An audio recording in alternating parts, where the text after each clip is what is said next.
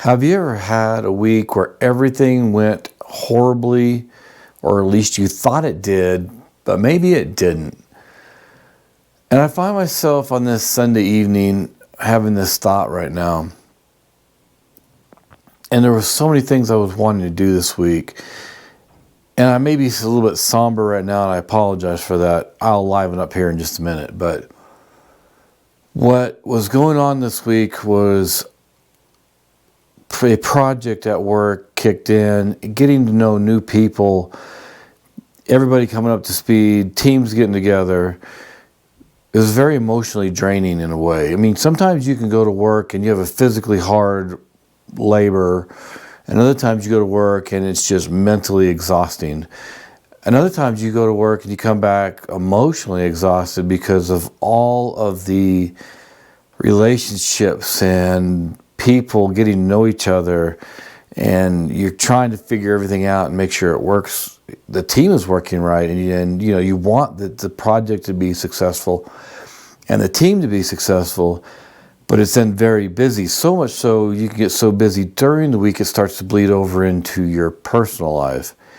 And that's what was happening this week. Things got very, very busy at work.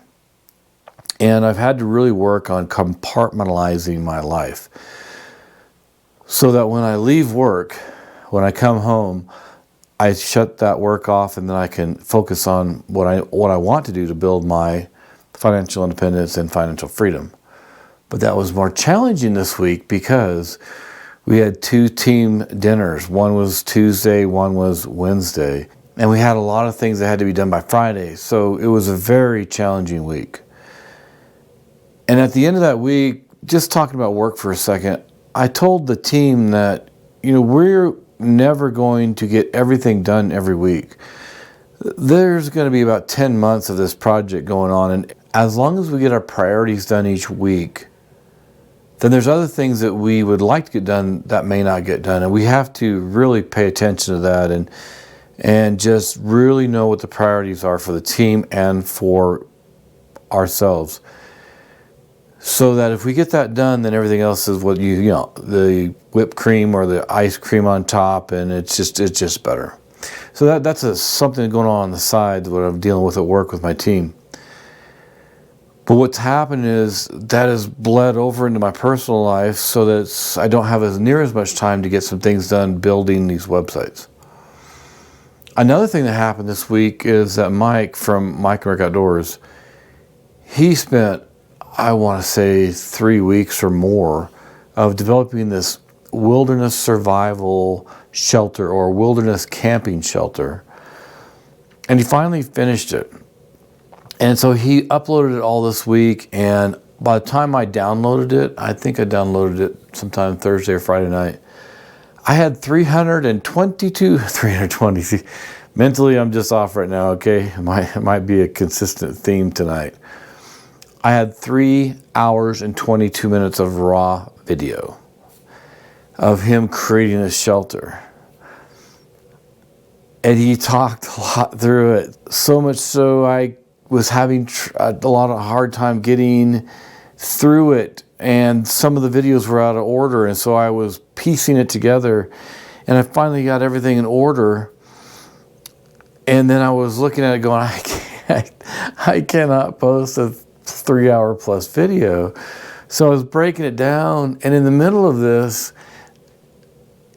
it was just some crazy things, and Mike and I are both learning.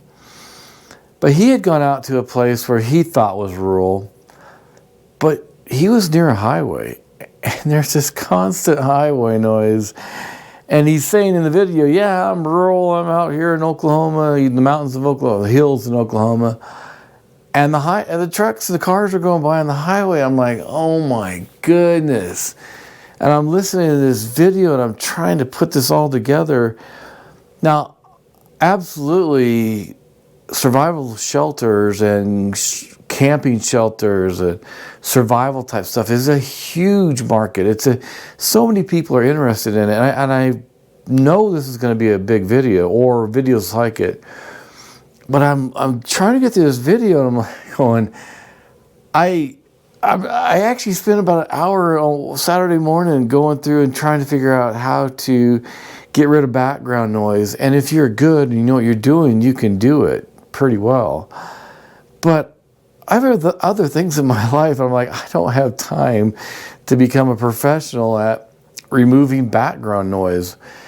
And there's one thing about, say, if it's a siren, you can remove that noise. It's pretty definitive when you're editing the software. And other times it's just this low hum of vehicles going by. Much more, I think it's more difficult.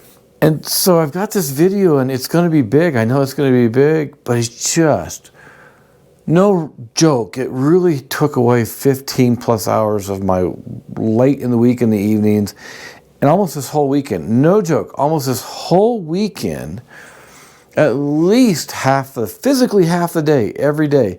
So if you say half of my waking hours, I mean, I'm at 8 hours one day, 8 hours another day, plus 4 hours in the evening one night. I mean, easy 15 hours, if not 20 hours on this one video. Now, I have other things I want to do. I have this video from FreedFromWork and some other things from FreedFromWork about building a website that I want to do. I have hiking emergency beacon things I want to do. I have this Garmin GPS Map 66i I need to do a video on. I have all these other things, plus I have a family.